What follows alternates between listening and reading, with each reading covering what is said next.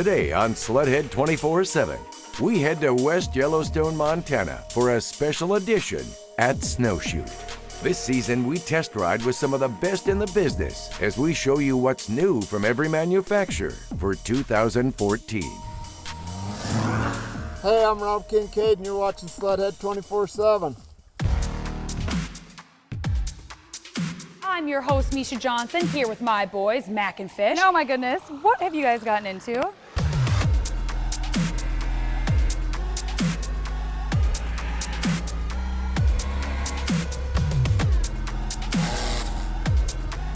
Last thing left, I think we gotta just see if it runs.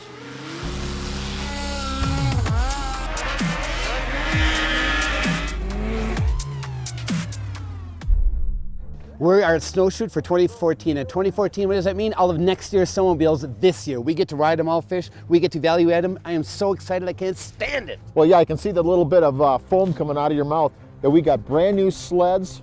All the manufacturers are here. We have great test riders with us this time, and we're gonna have a great time. I'm so excited, I can't stand it, Chelsea. What are you thinking? Oh, I'm so stoked. I can't wait to try out these new models. Aaron, good old Midwest boy like us, until 10 years ago, moved out west. You got to be digging this. You bet. I already have 2 picked out. I can't wait to get on them and go for a rip. Well, there you go. You've had it. You know, I'm just rabid. I'm foaming at the mouth. Let's go start riding.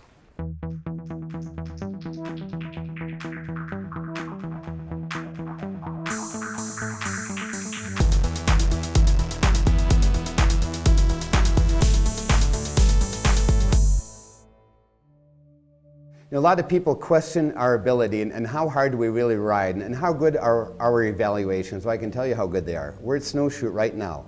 Every media is there and every OEM tells us the same thing. Every OEM. Nobody rides as hard as we do.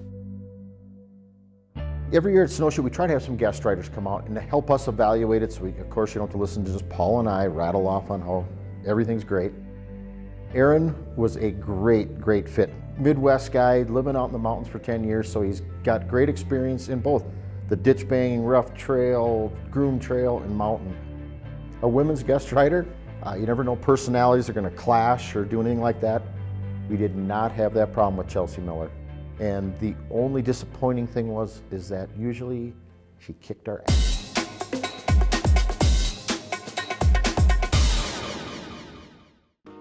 We are in the crossover segment. Let me tell you, we have an arsenal from the OEMs out here. We got quite the selection. We got 4 strokes, we got 2 strokes. If you're gonna buy one sled, you want something that does everything, right? With one sled, and this is it, is you're gonna see these things truly can perform. Aaron, what's your take on it? You bet. I mean, you can pound them down the trail and you can crawl off the trail and get sideways in the snow and just have fun all the time. You're having fun. Chelsea, now you can attest. You love boondocking. What do you think these do? Well, they're super smooth, taking them down the trail on the bumps, and you can pop off in the powder and carve away. So if you want one sled that does it all, you gotta check these out, because every one of these are bad to the bone. Arctic Cat XF 1100 Turbo. That thing just rips.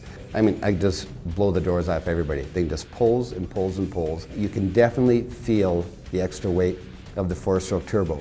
But there's always pros and cons, because if you really want the power like I do, sometimes you just gotta suck it up and deal with it. This machine gives you the confidence that you can do anything. It's just that after a while you start to realize that it's a little bit heavier than some of the other sleds in its class. And but I liked it. It held side hill very well. You could turn it on a dime. Down the trail, it did the bumps very good. It cornered really nice, and it felt tight. It was a good machine. You know, in years past, the XF 1100 Turbo, we picked that as sled of the year because it had great power and the turbo really shined. The weight is a little heavy, and so that kind of hurts it. The Skidoo Renegade, it goes through the bumps fantastic. When we got into big bumps, it required me to stand up because they're longer duration. The bars were so low, I had a really uncomfortable big bend in my knees because I'm 6'2", and a taller person is definitely going to have an issue with having that knees bent. I had that throttle pinned and could not feel a bump. It was just smooth like butter. The cornering was great. There was no ski lift. It didn't push. It went where you wanted it to go. But where maybe they were lacking a little bit was in the off-trail situation. The handlebars were a little bit low. But in some of the other stuff when we got off trail, some of the other sleds shined a little bit more than the Renegades. The new Viper with the 141, of course, is way lighter feeling, more responsive feeling as far as the throttle response, and I feel it's just because of the lighter chassis. With that 141 track, actually worked real well. It was able to side hill and auger up some of these hills through the snow really well, a lot better than I thought it would. That chassis with the engine, I really believe they've got a good solid home run coming here. It just needs a few little more refinements. Polaris Switchback Pro R, what I liked about that sled is the handlebar height was perfect. I could rail it through the corners, and then off trail, it was just natural to be standing on the running board, throwing it into a side hill. The thing absolutely responded to everything I wanted to do. Just stood up, sat down, and rode a snowmobile the way it should be ridden. And of all the sleds I rode in the crossover segment today, that is my pick. For my pick for crossover sled, it would be the Polaris Switchback. It just seemed to handle the trail and off trail the best. It was fun for me because I was off trail carving it up and then went back on trail and went over those big bumps and couldn't feel it. It was crazy that you can make a sled do both. Get into the bumps, what can you say? It's a Polaris Switchback Pro R. I mean, the thing rips through the bumps. It just seemed to have such a great balance. Off trail, up in the mountains, hands down, the best snowmobile I rode out there today for crossover. The Rush chassis is a very nice chassis, takes the bumps real well, but yet was still fun to ride in the powder, side hilled nice, we're able to climb. So my pick is the Polaris Switchback Pro R.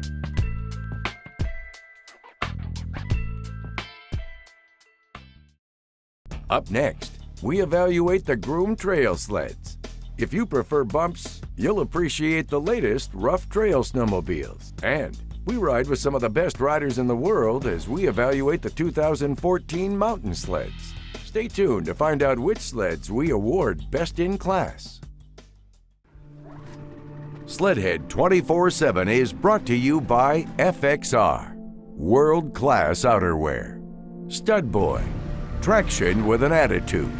By Spy Optics. And by Articat, share our passion.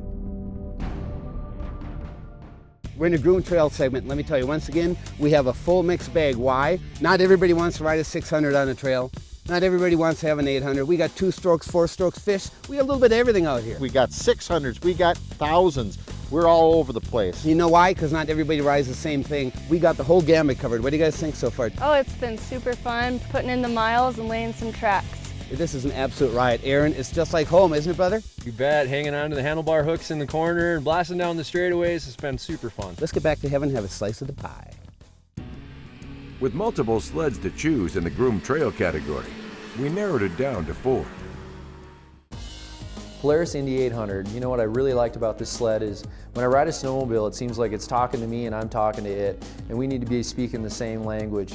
And when I was riding the 800, we were speaking the same language. I'd move forward on the sled, back on the sled, through the corners, powering out. It was so fast. That's a nice machine. We all know how much fun the 800 motor is. That thing rips. We lined up against every other brand out there today over and over and over and came down with the same end result. The 800 Polaris rips.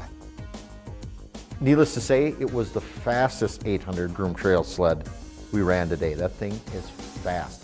That little shorter track, the IQ rear skid, just works really good. But you still got the Pro Ride front, and the thing handles the bumps nice, corners nice, lays nice and flat. All in all, a very good trail sled. Yamaha SR Viper. I like new technology and I like thinking outside the box. I absolutely love this. The engine is great, tried and true proven Yamaha technology. Yamaha clutches, I mean it's Yamaha fuel system. You know, everything in there, if you're into Yamaha engines, which I am, it's bulletproof. The SR Viper was fun going down the trail with all its power. It seemed to hook up in the corners quite well, but overall it was fun to ride. Super nice handle and snowmobile. I like the way they clutched the machine. It pulled hard out of the corners. It was fun to ride. I like the handlebars, everything about it. It just seemed tight. For all the people that are saying die-hard Yamaha people, oh my gosh, it's a combination with Articat. They bought into Yamaha, they own part of the company. Baloney. They're all saying, but it's really just an Articat with a little bit of Yamaha technology.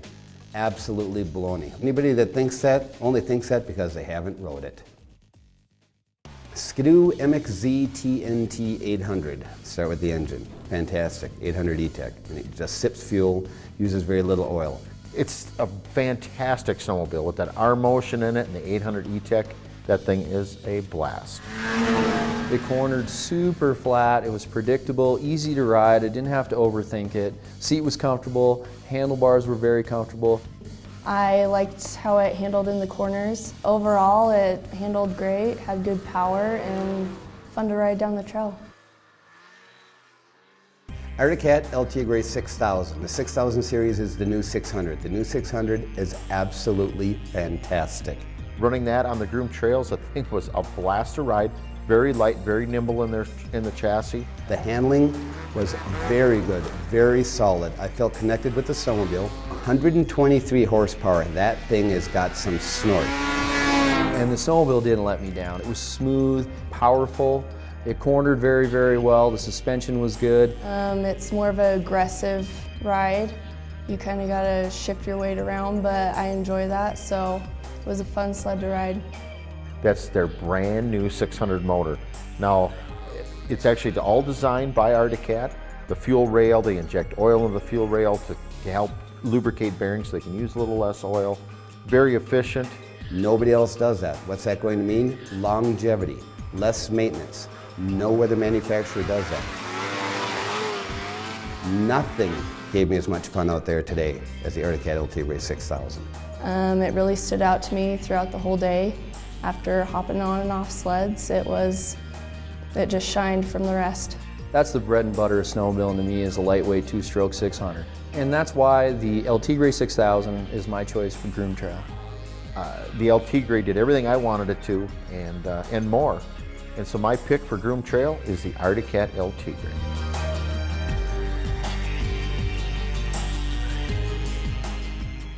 Still ahead, watch as we test the best rough trail sleds on snow and bring you an unbiased evaluation. And we ride with the pros in the backcountry to show you the best-in-class mountain snowmobile for 2014. Stay tuned. This is the rough trail segment, and a lot of people ask, what exactly is a rough trail segment? What are you going to do? We're going to find the biggest, baddest bumps, everything that's holed out, rutted out, whooped out. And what are we going to do that with? The fantastic OEM snowmobiles we have that just keep getting better every year. No, that's right. And I tell you what, guys, either they're making the trail smoother or these things are getting way better. They obviously are getting so much better, as you're going to see when you watch this. The rate of speed that we can get over these bumps at is absolutely incredible. You got to check this one out. Yamaha Viper RTX SE. That thing was a blast. The only issue I had with it was at high speed, when I get over the top of the bumps, it didn't seem to stay on top of the bumps well. It would fall off and it would go off camber and seem to fall down.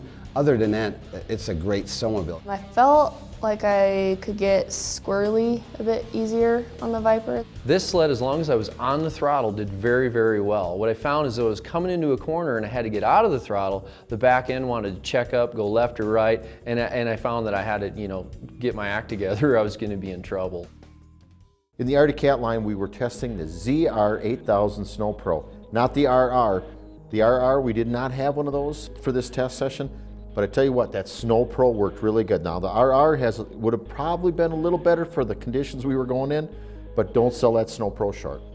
When I get off the throttle and I'm coming into the corner, the front end has to kind of take over, and it really managed things very, very well. And I was able to ride the sled hard. The 800 motor pulled hard, I could keep the front end up. What I found was the back end just didn't quite keep up with the front end in most situations. One thing that stood out for me was the torque. I really liked just the poppy throttle. It's more kind of an aggressive sled to ride. You gotta throw your weight around, but I think that's fun. The suspension, it's still great, but it just didn't shine as bright. Polaris' 800 Rush Pro R, and it is still right at the top of their game. I love the way that I can move my body around and I feel connected. It's so unique that no other snowmobile keeps you connected like the Polaris Rush does. The ProRide chassis was very smooth. I noticed it handled very well in the corners. The bumps, it wasn't a whole lot of work for me. I tell you what, as long as I was on the throttle, that thing was as flat. You got to be a little daring because you have to be on the throttle. If you let off, you could crush that center shock, but if you were on the throttle and wheelied through it and just tap dance through that trail, it was lovely. What I really liked about the Rush is I felt like I was in tune with the machine. What I was telling it to do and what it was telling me to do was right on track. The only thing that came up at short end is that they didn't step it up. There's other manufacturers that keep thinking outside the box and keep raising the level and raising the bar, and Polaris did that last year, but they didn't do it this year. The Ski-Doo MXZ XRS with the 800 E-Tech, what can I say? Our motion. They have new body panels on it that are a little warmer for you to ride. Even though the windshield's low, the body panels do deflect a lot more air. The thing is awesome. I mean, the suspension, our motion came out, a couple of years ago, and we've been raving about it ever since. Something about that one here today, when we were riding it in that rough bumps, I just totally fell in love with that one, because tell you what, you could come through those bumps, and even if you misjudged one and you could just gas it and wheelie and it wouldn't kick you, wouldn't go sideways, it went straight down the trail. As nasty as it got, it stayed straight and flat. I felt very confident on that sled. I had it pinned quite a few times and I wasn't getting squirrely. It held a good line and didn't buck me, or it was just very smooth. I found myself almost trying to ride over my head a little bit, but I could instantly correct it, and I was fine. The sled is so forgiving to ride. It's so fun to ride. It's fast, it handles good, it does the bumps good, it corners good, everything about it good. Out of all the sleds I rode today, the Ski-Doo was definitely my top pick. In the rough trail class, for me, hands down, it was a Ski-Doo 800. I chose the Ski-Doo as the top in my rough trail. Ski-Doo MXZ XRS is absolutely flawless. There is no question that's the best snowmobile you can buy if you want to go ditch banging.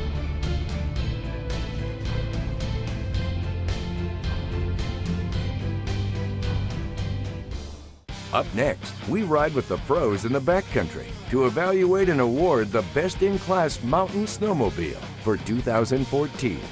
Stay tuned. Sledhead 24/7 is brought to you by Amsoil, the first in synthetics, Polaris, Terrain Domination, Speedworks, straight-up USA horsepower, by GoPro, Be a Hero, and by Ski-Doo.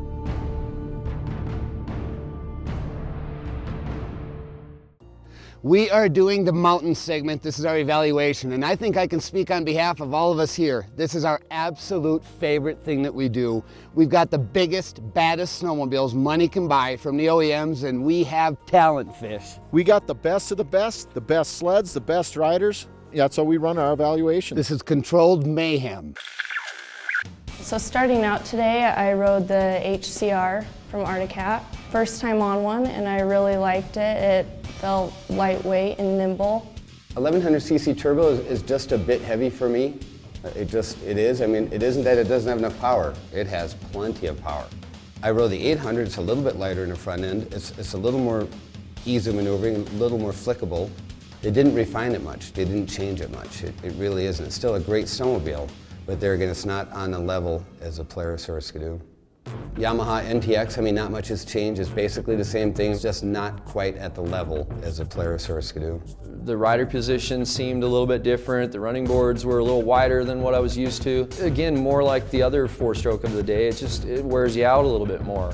Power is fair, but they do have that little turbo kit they sell for those things, and that makes a huge difference on that machine. Then what can I say about the Polaris Pro RMK? It's light, it's nimble, and it is what we always say, it is flickable. The thing has good power, good climbing abilities. It's so easy to side hill, carve, dive it in the powder. It makes you a lot better rider because it's light and easy to ride. No, they did have some problems with some belts and some drive axles. Address both of those. A stronger belt, better tolerance on the drive axle with the clamp. Since that, there's been absolutely zero problems with those. Definitely the shorter seat and lower seat made it easier for me to transition from one side of the snowmobile to the other without, hitting the seat or tripping on the seat. And it's been super easy for me to ride. I can keep it on edge and hold a line. Our test crew today in the mountain segment was unanimous. The Skidoo Freeride in the 154. Everybody thought that was the greatest mountain sled they've ridden to date. My top pick for the mountain class would be the Skidoo Freeride 154. Was easy for me to ride, and I think it can take a beginner rider to a novice rider just within a short amount of time. My favorite was the 154, totally capable, side hilling, and I think the clutching, the response to the throttle was predictable but good, good power, just an absolute joy to ride. Let's just face it, that thing does everything and it does it well. I like to ride hard, I like to pound bumps, and you don't magically get dropped into your favorite spot by helicopter. You have to ride a trail to get there. And you're not as tired when you're riding a Skidoo. I mean, let's face it, a free ride, you've got R motion in a 137, T motion in a 154, which is my favorite snowmobile. I mean, nothing does it like the Skidoo.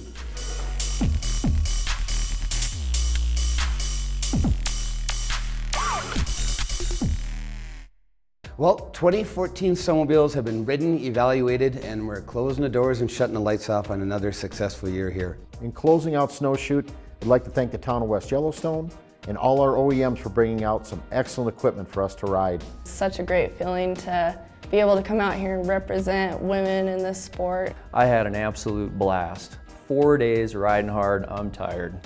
If you want to see extended edits and more content in the world of snowmobiling, check out our website and follow us on Facebook, YouTube, Instagram, and Twitter.